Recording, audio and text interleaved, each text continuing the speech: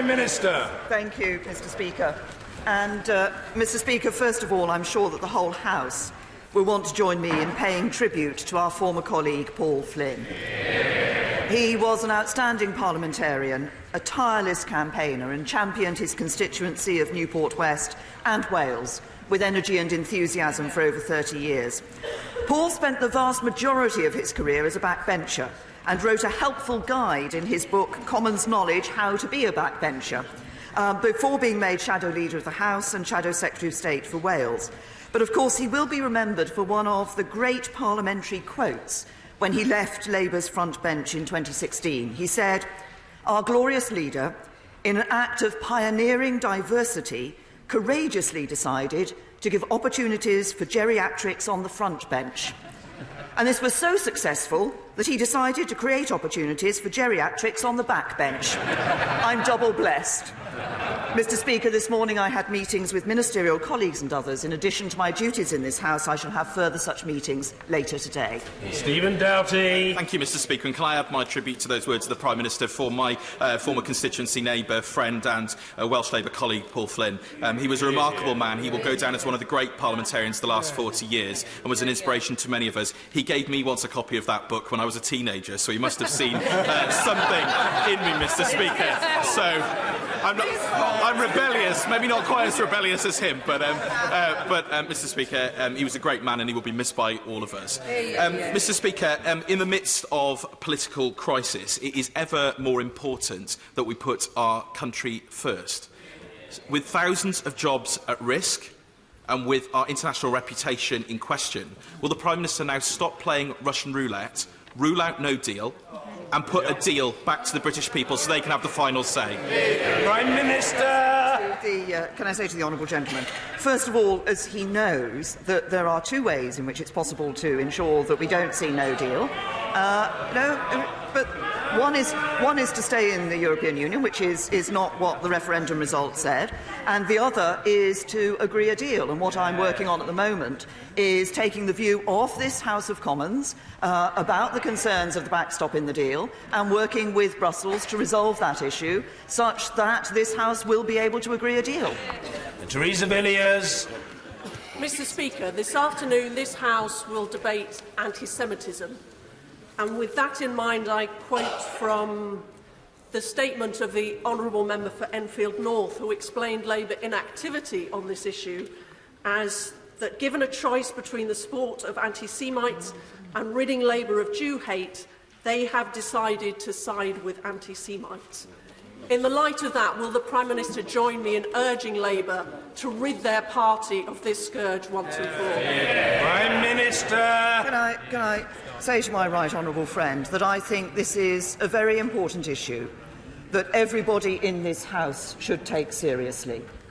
I never thought I would see the day when Jewish people in this country were concerned about their future in this country, and I never thought I would see the day when a once proud Labour Party was accused of institutional anti-Semitism by a former member of that party.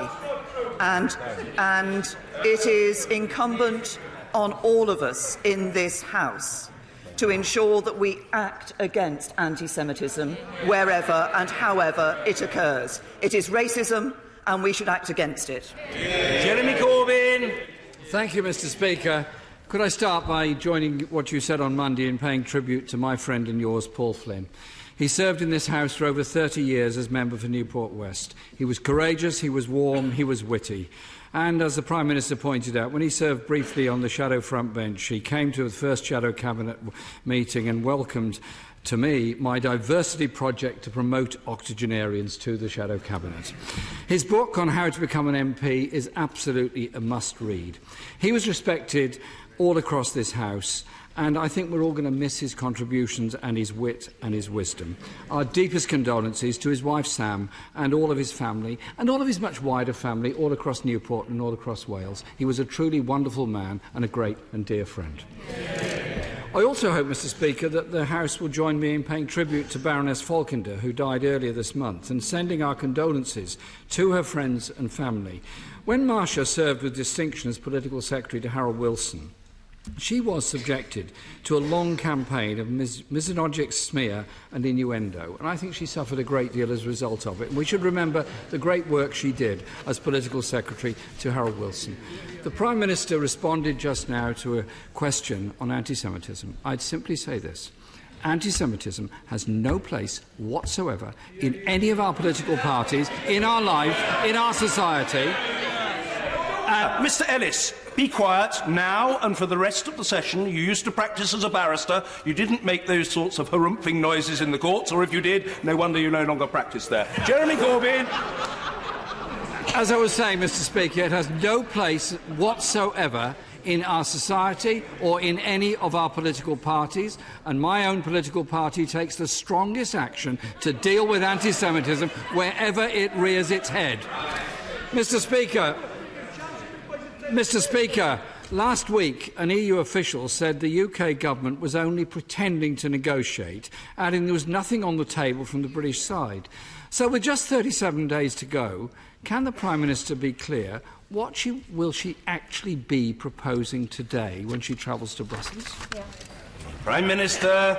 Well, first of all, of course, there are a number of meetings taking place in Brussels. My right honourable friend, the Brexit Secretary and the Attorney-General were in Brussels earlier this week and had a constructive and positive meeting with officials in the European Commission on the issue of alternative arrangements and work on alternative arrangements.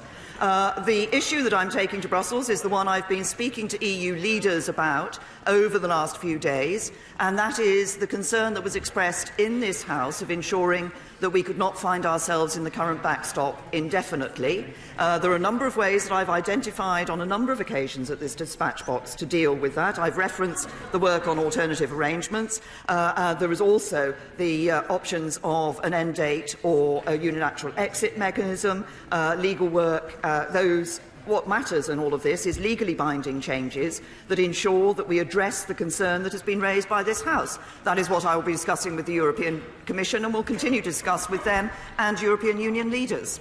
Jeremy Corbyn. Sounds like it might be quite confusing for the European Union to understand exactly what the Prime Minister is turning up with, actually. Mr. Speaker, she's had three groups of backbenchers working on three proposals. Firstly, to remove the backstop. Secondly, to make the backstop time-limited. And thirdly, to give the UK the right to exit unilaterally. So which of these proposals is the Prime Minister negotiating for today? 1, 2 or 3? Prime Minister. The right honourable gentleman points out that, as I have said, I've just said in my opening response to his question, he could have listened to that answer, but I'm happy to repeat it. There are a number of ways in which it is possible to address the issue that has been raised by this House of Commons, and work is being undertaken on those various issues. So on the alternative arrangements, for example, while the Commission has raised questions, particularly about the extent to which derogation from European Union law would be necessary in order to put those into place, and there's a concern about being able to achieve that if we're going to leave in time. Nevertheless, we have agreed that a work stream will go forward on those matters. We're also exploring the other issues, but the point is a very simple one. It isn't just a question of saying to the European Union, actually, this is just the one thing. It's a question of sitting down with the European Union and finding a solution that is going to deliver for the people of Northern Ireland and Ireland, that is going to ensure that we deal with the concern that has been raised here in this House of Commons, and that is going to enable a deal to be brought back to this House of Commons, which this House of Commons can support, so we leave on the 29th of March with a deal. Jeremy Corbyn. This week, the Foreign Office Minister said categorically, we're not leaving without a deal. But sadly, he doesn't speak for the government. Her Business Minister says he's very conscious of the damage of not ruling out a hard Brexit is having on business and industry. People's jobs and livelihoods are in the Prime Minister's hands. Will she stop playing games with people's jobs and make it very clear that no deal is absolutely ruled out? Prime Minister. People's jobs and futures are in the hands of every member of this House.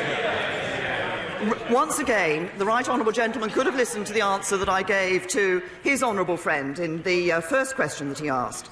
There are only two ways to take no deal off the table. One is to back a deal, the other is to revoke Article 50 and stay in the European Union. Now, he's refused to back a deal So the obvious conclusion is that he must want to revoke Article 50. So he can stand up now and tell us what his policy is, to back the deal or stay in the European Union. Jeremy Corbyn. Well, I did write a very nice letter to the Prime Minister setting out what our views were. I'm sure she received it and read it, and I hope she's going to think on it. But it appears, Mr. Speaker, that the Right Honourable Member for West Dorset is right when he said last week, this government and my Prime Minister will actually prefer to head for the exit door without a deal in the event her deal does not succeed. And he went on to say it's a terrifying fact. Mr. Speaker, thousands of car workers in Derby, Sunderland, Birmingham and Swindon are facing redundancy. Does that matter to the Prime Minister? Prime Minister. Say to the right honourable gentleman, first of all, we have seen decisions taken by car manufacturers, and obviously the decision this week by Honda is one that is deeply disappointing. They have made absolutely clear that this is not a Brexit-related decision. This is a decision about the change that is taking place to the global car market. Jobs, of course, matter to this government.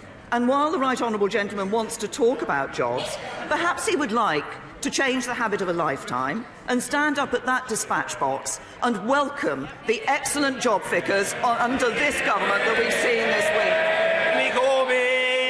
Well, the Prime Minister doesn't seem very interested in listening to those companies and industry bodies that say they need a customs union. And when she talks about jobs, will she also talk about those doing 2 or 3 jobs to make ends meet, those on 0-hours contracts, those are so low paid they have to access food banks just to survive, those suffering from in-work poverty under her watch, under her government? Last year, investment in the car industry halved. Brexit uncertainty is already costing investment. And where investment is cut today, jobs are cut tomorrow. Mr. Speaker, that uncertainty wouldn't end even if the Prime Minister's rejected deal somehow or other got through, because it promises only the certainty of a spectrum of possible outcomes. So will the Prime Minister see sense and offer business and workers the certainty of a customs union that could protect jobs and industry in this country? Prime Minister. The right honourable gentleman will also have heard from car manufacturers is their support for the deal that the government negotiated with the European Union. But if he wants to talk about jobs, I'm very happy to talk about jobs, because what have we seen in the latest figures? Employment at a record high, unemployment at its lowest since the 1970s. 96% of the increase in employment in the last year has come from full-time work. Youth unemployment has almost halved since 2010, and female employment is at a record high. But what did... Oh, it's all very well shouting from the front bench. Let's look at what record we saw under the Labour Party in government. Order, Mr. Lavery. Calm yourself. You have applied to be a statesman, but there is an apprenticeship, and you have to undergo it, and it is not assisted by that sort of sedentary ranting. Jeremy Corbyn. I beg your pardon, the Prime Minister is continuing her answer. Mr. Speaker, so let's look at the record that the Labour Party had in government in terms of employment. Unemployment rose by nearly 500,000 under the Labour Party. Female employment rose by 26%. Female unemployment rose by 26%. Youth unemployment rose by 44%. And the number of households where no one had ever worked nearly doubled. That is a record of a Labour government where the working people pay the price of labour. And, Mr. Speaker, child poverty halved under the Labour government. We invested in Sure Start in children's centres. We invested in a future for young people. She should get out a bit more and hear the anger of so many young people around this country of what they are suffering from now under her government, under her watch. The chair, Mr. Speaker, of the manufacturers' organisation Make UK said yesterday, "I'm saddened by the way that some of our politicians have put selfish political ideology ahead You should hear the rest of it first. Ahead of the national interest and people's livelihoods, and left us facing the catastrophic prospect of leaving the EU next month with no deal. The Society of Motor Manufacturers and Traders, Food and Drink Federation, National Farmers Union and the CBI all want a disastrous no deal ruled out. Along with the TUC, many also support the UK being in a permanent customs union. A little over a month ago, and this government has failed to put the country first. The crisis of jobs going, industries under threat, and the Prime Minister indulges in what our own Business Minister calls fanciful nonsense. When is she going to put the interests of the people of this country before the interests of the Conservative Party? Prime Minister! To the right honourable gentleman, can I say to the right honourable gentleman, he has consistently put his party political interest ahead of the national interest. He has. We can take no deal off the table by agreeing a deal. Yet at every stage he has acted to frustrate a deal. He has acted to make no deal more likely. But that's not surprising from this Labour Party, because what do we see from his Labour Party? Hamas and Hezbollah friends, Israel and the United States enemies, Hatton a hero, Churchill a villain. Attlee and Bevan will be spinning in their grave. That's what the right honourable gentleman has done to a once proud Labour Party. We will never let him do it to our country.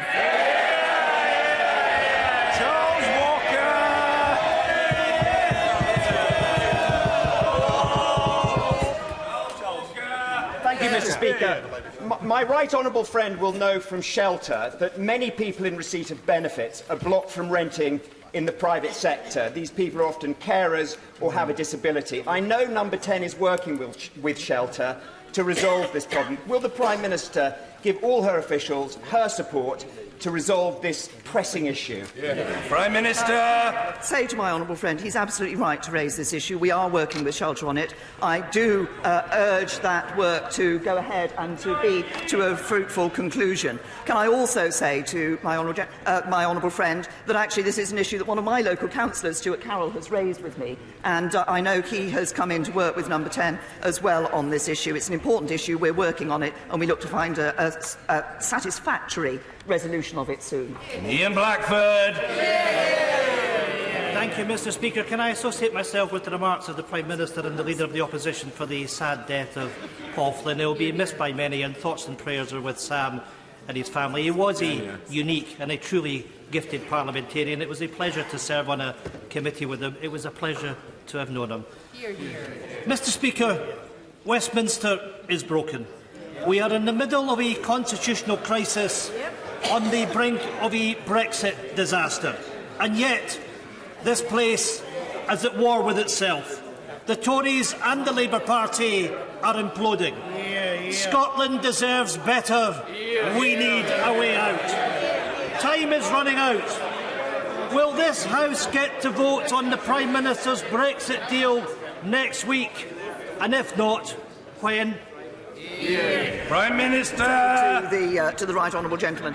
Obviously, we're in these discussions with the European Union, and we will bring a vote back to this House when it is possible to bring a vote back to bring a deal back that deals with the issue that the House of Commons has raised. We've listened to the House of Commons. We're working on the views of the House of Commons with the European Union, and we'll bring a vote back when it's the right time to do so.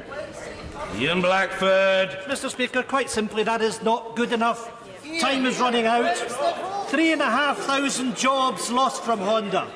The NFU says a no-deal Brexit is the stuff of nightmares. 100,000 jobs in Scotland under threat. Prime Minister, you are bringing the UK economy to its knees. How many warnings? How many jobs?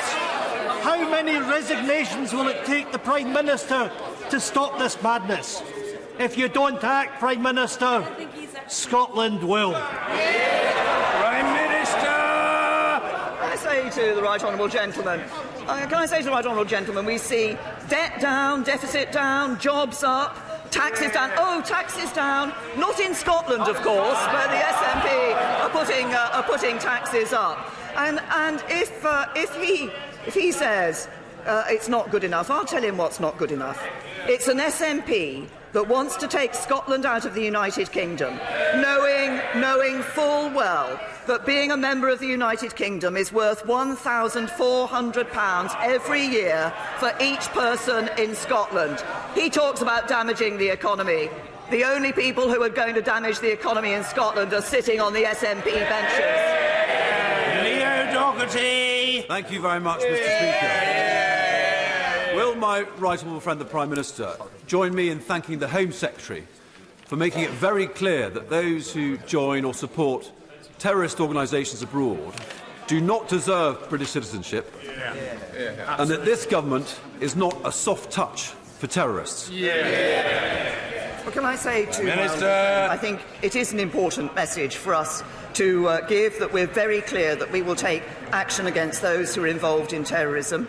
Obviously, the question of deprivation is one that each Home Secretary deals with on a number of occasions. I've dealt with deprivation cases myself. There's a very clear set of criteria on which the Home Secretary considers that matter. But the overall point my honourable friend makes is absolutely right, which is how important it is for this government and this country to make very clear that we will take action against those who are involved in terrorism. Eleanor Smith. Thank you, Mr. Speaker. Before I go into my question, could I just say about Paul Flynn, a colleague?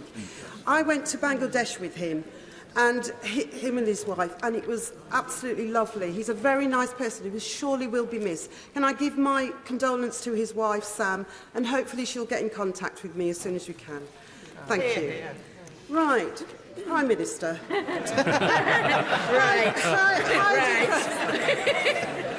Heidi Prescott is a little girl who lives in my constituent.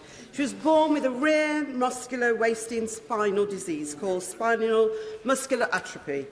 She is 10 years old and her condition is worsening. Heidi is now losing the ability to walk and is spending most of her time in a wheelchair. There is a treatment which could help Heidi to slow down the deterioration and prolong her life. It's called Spinraza. It's not available in England, but will be in Scotland in April 2019. Can I ask the Prime Minister, why can't this treatment be accessible to my constituent, Heidi, and other children in England with this disease? Prime Minister. To the honourable lady, obviously she's raised a particular case about Heidi, her constituent, and obviously I'm sorry to hear that Heidi is in these circumstances. The question of the drugs that are available and the treatments that are available, obviously we do have a robust independent process through the NICE reviews to look at new medicines that are possible, and this is the case with Spinraza. I'm pleased that Biogen have actually submitted, as I understand it, a revised submission for the NICE Appraisal Committee to consider, and that a meeting has been arranged for the 6th of March, under which those recommendations will be considered. Sir David Amis. Parliamentarians should be horrified that any human being would spend the night sleeping on a pavement. And in that regard, would my right honourable friend take the opportunity, following the visit from the relevant Minister for Derbyshire, that Southend Borough Council, together with its associated bodies, has reduced rough sleeping by 85%, and that's another reason Southend should become a city. and will the government do all it can to address issues of alcohol abuse and mental health? Prime Minister. Friend, that well done for getting in his bid for Southend once again to be a city, in that he raises very important issues. We are addressing these issues of alcoholism and mental health, and of course often these are issues that are connected, where people do find themselves homeless or rough sleeping. I'm happy to congratulate Southend Council on the work that they have done to reduce rough sleeping in their area. I'm pleased to say that the Rough Sleeping Initiative, which the government has introduced, is where we're working with local authorities with the highest levels of rough sleeping, has seen in those areas rough sleeping falling by 23%. So action is being taken, it is having an impact. Of course there is more to do, and we do focus on those issues which are underlie the problems that those find themselves rough sleeping are experiencing. Matthew Pennicutt. Thank you, Mr. Speaker. Hundreds of leaseholders in my constituency and many thousands more across the country are not only still living in privately owned buildings covered in dangerous Grenfell-style cladding, they have no idea whether they will have to pay the full costs of remedial works and interim fire safety measures. I'm sure the Prime Minister will tell me that she expects building owners not to pass on these costs and that nothing is ruled out. But all my constituents want to know is when will the government act to make private owners pay rather than just continue to ask them nicely? Minister. The honourable gentleman, I think he has heard me respond on a similar issue on this before, because we have repeatedly called on private building owners not to pass costs on to leaseholders. As a result of our interventions, 216 owners have either started, completed or have commitments in place to remediate, and 50 are not cooperating, but we're maintaining pressure on those and we rule nothing out. We have established a task force to oversee the remediation of private sector buildings, and that is actively working to do just that. Anne-Marie Trevelyan. Thank you, Mr. Speaker. Sometimes our public services fail to provide our military personnel, the veterans or their families with the support that they need, and they have nowhere to take their case for arbitration. Would the Prime Minister meet with me to discuss my campaign to create an Armed Forces Covenant Ombudsman so that those who've served our country will know they are valued? Yes. Well, can I Prime first of all Minister. thank my honourable friend for the way in which she has worked to champion the Armed Forces Covenant and the interests of the armed forces. And of course, we should all recognise the sacrifice and dedication of our armed forces and the work they do for us day in and day out. I'd be very happy to meet with my honourable friend and discuss the proposal that she has. Tonia Antoniazzi. Thank you, Mr. Speaker. Prime Minister, alongside the tributes paid to our late dear colleague Paul Flynn, I hope she will join me in recognising his dogged determination in his fight for the legalisation of medicinal cannabis.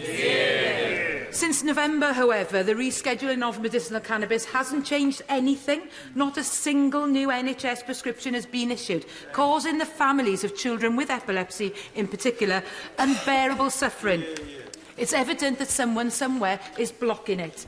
But did the government mean to block this life-changing medicine to these children? And if not, what will they do about it? Prime Minister. The honourable lady, that of course the government has taken action in relation to the issue of medicinal cannabis, but the important thing is that decisions are taken on the basis of clinical evidence and taken by those who are best able to take those decisions, rather than simply being taken by government ministers. So a process has been put in place to ensure that where there are cases, those cases are looked at, they are looked at very carefully, and decisions are properly taken by the clinicians who are best placed to do so. Philip Hollowbone. The Home Secretary is to be congratulated for his swift and decisive action in removing British citizenship from Shamima Begum. But the fact remains that of the 900 British nationals who've gone to support Daesh fighting against British armed forces in Iraq and Syria, only 40 have been prosecuted. With 400 of these individuals set to return back to this country in the very near future, will the Prime Minister revisit the provisions of the Treason Act to make sure that these appalling activities receive suitable and just punishment? I say to Minister. Obviously our priority is ensuring safety and security here in the UK. And we also recognise that anyone who's travelled to Syria has not only put themselves in considerable danger, but potentially poses a serious national security risk.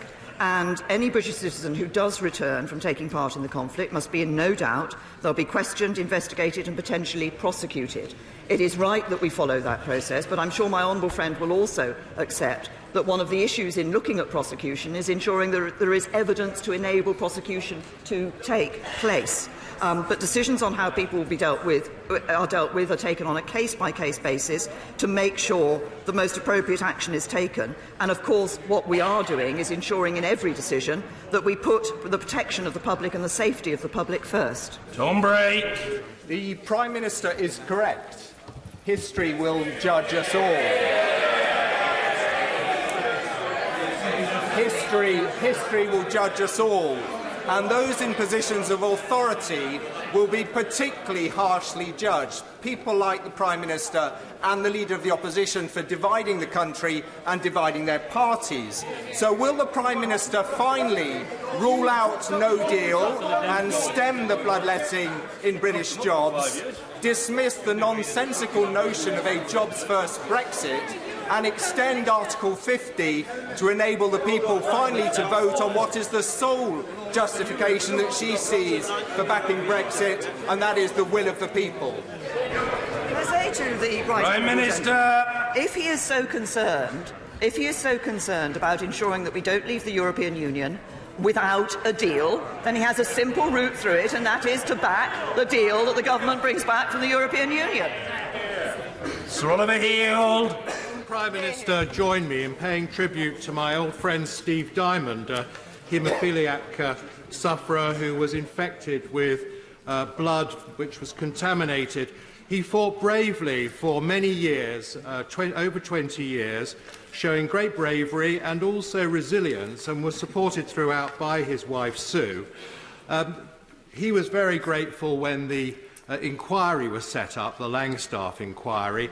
And does she agree with me that it is vital that all the necessary NHS documents and all the medical notes which may be needed by that inquiry are available to it so it can be fully comprehensive? Well, first of all, join my right honourable friend in paying tribute to Steve Diamond.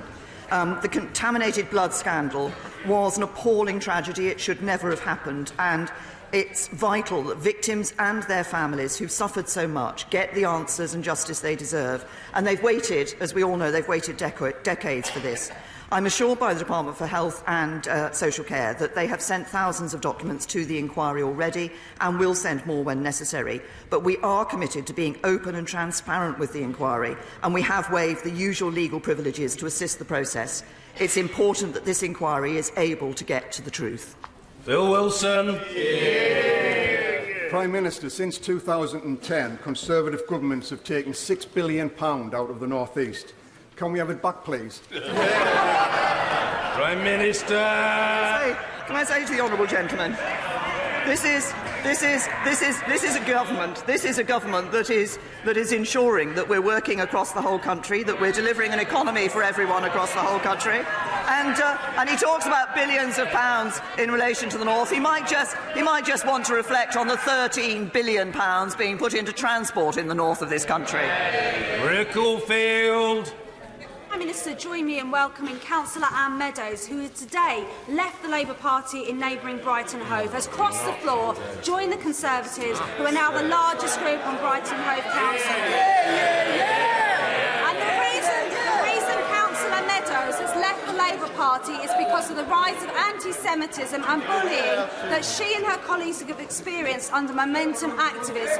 So much so that only 7 of the 23 councillors there will be restanding in May. Does the Prime Minister agree that now anti-Semitism is rife throughout the whole of the Labour Party? Minister. Can I first of all agree with my honourable friend? As she says, a long-serving Labour councillor, Anne Meadows, in Brighton and Hove, has today chosen to leave Jeremy Corbyn's Labour Party and join the Conservatives.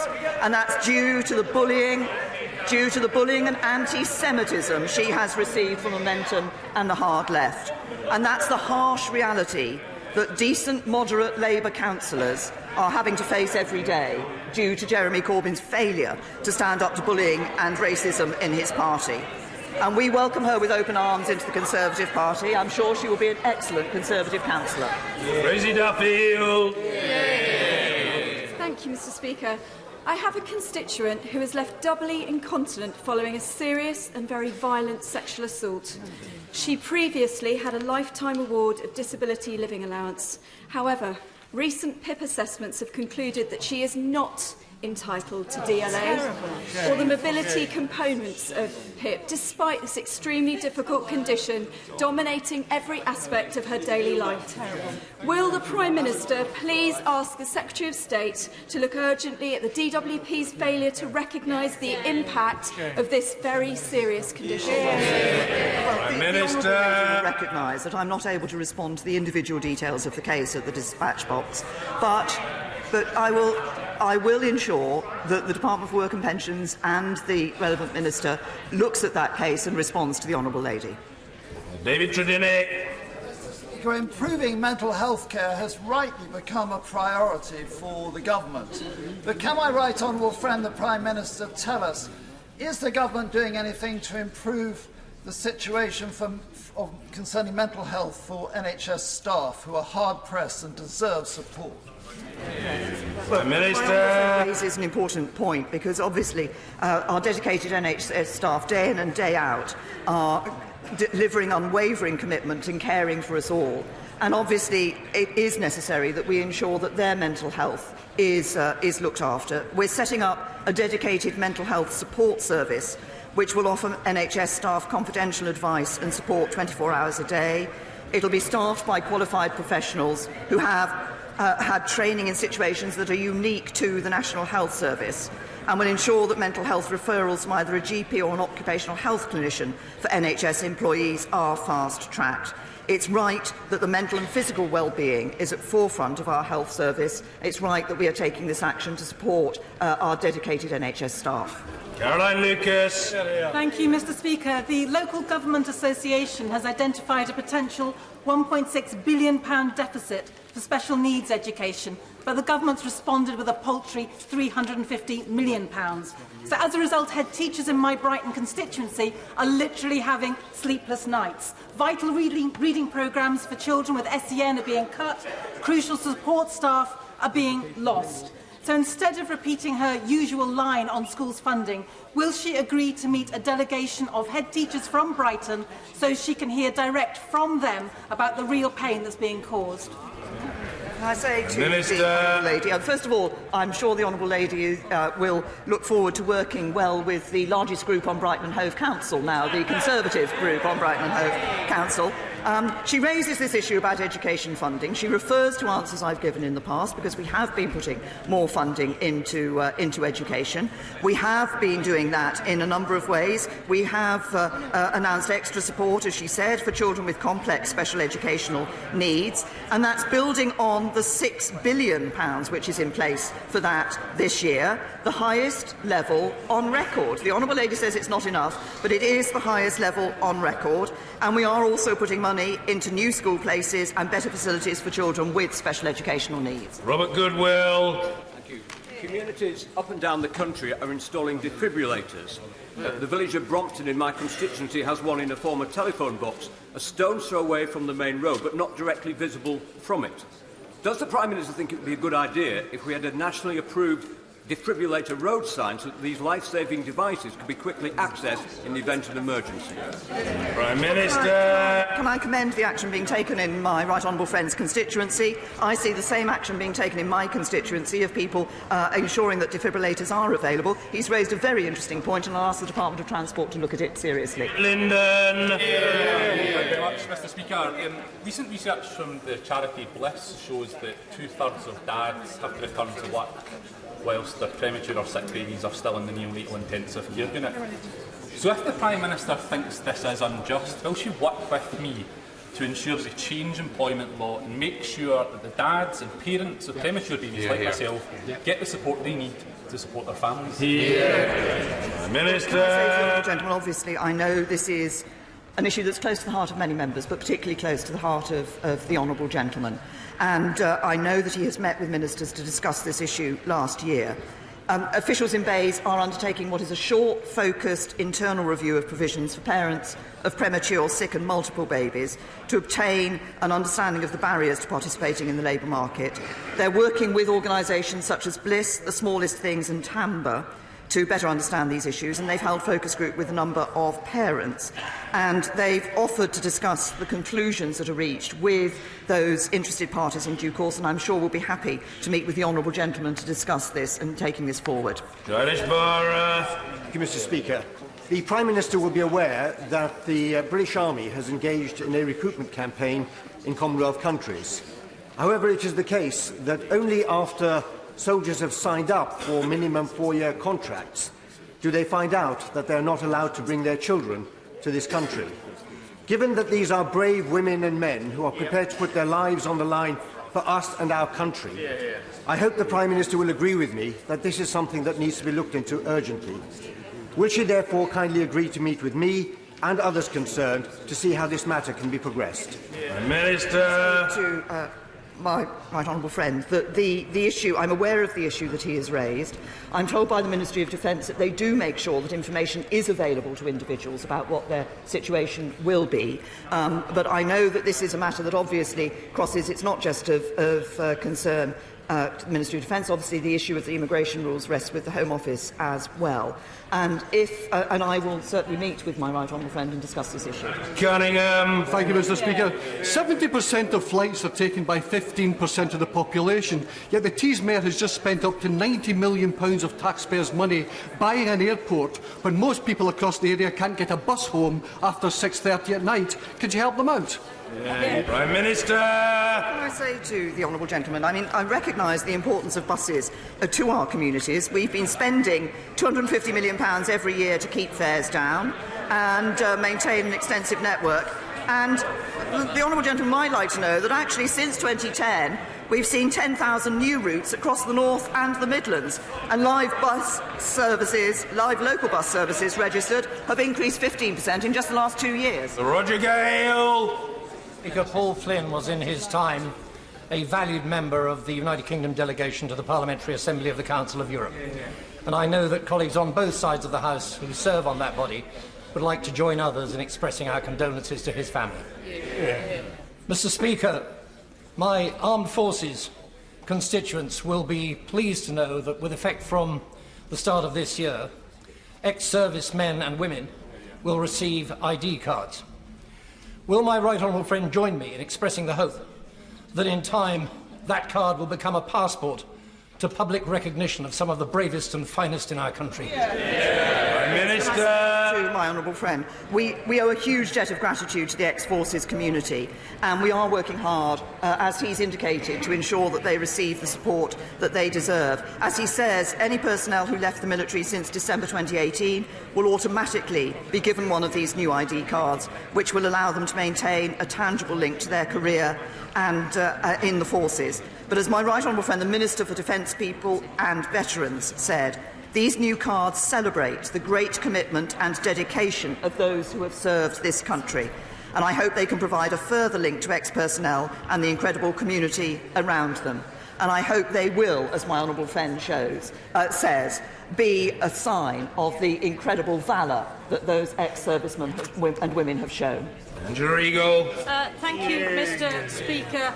In 2017, during the election, we learned what the Prime Minister's definition of strong and stable was. As our automotive industry disintegrates before our eyes, as investment is put on hold, as growth slows, are we now learning what the Prime Minister's definition of smooth and orderly Brexit is? Prime Minister! To the honourable lady, as I say to every member of this House, there will come a further point in this chamber when every member will have a decision to take as to whether we want to ensure that we deliver on the vote of the referendum, on which most members of this House stood on a manifesto to do that, and to do that by leaving the EU with a deal. That will be a decision for all members of this House. I know where I stand. I believe we should be leaving with a deal. I hope the honourable lady agrees. Thank you. Order!